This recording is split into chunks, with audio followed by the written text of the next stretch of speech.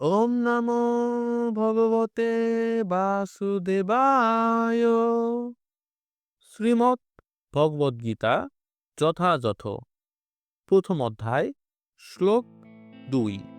সঞ্জয় উবাচ দৃष्ट्वा তু পাণ্ডবানেকম ব্যূঢ়ং দুর্যোধনস্তদা আচার্যম উপসংগম্য রাজা বচনমব্রবীৎ।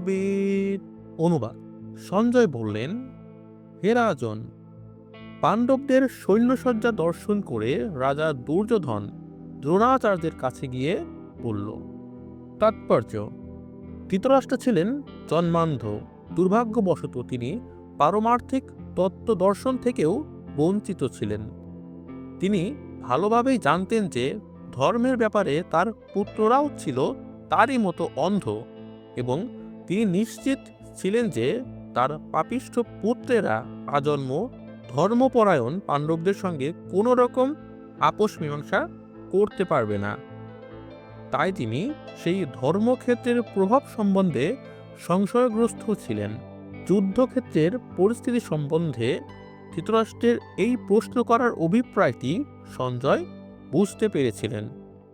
তাই তিনি নৈরাশ্যগ্রস্ত রাজাকে আশ্বস্ত করার জন্য বলেছিলেন যে পবিত্র ধর্মক্ষেত্রের প্রভাবের ফলে তার পুত্রেরা পাণ্ডবদের সঙ্গে কোনো রকম আপোষ মীমাংসা করবে না।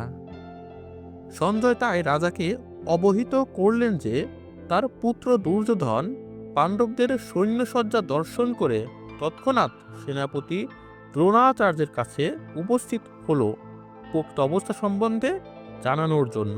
দুর্যোধনকে যদিও রাজা বলা হয়েছে, তবুও সেই সংকটময় অবস্থায় তাকে তার সেনাপতির কাছে যেতে হয়েছিল।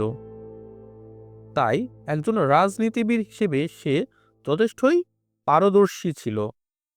কিন্তু পাণ্ডবদের সৈন্যসজ্জা দেখে দুর্যোধনের মনে যে ভয়ের সঞ্চার হয়েছিল, তা সে তার কূটনীতির ছদ্ম আবরণে ঢেকে রাখতে পারেনি।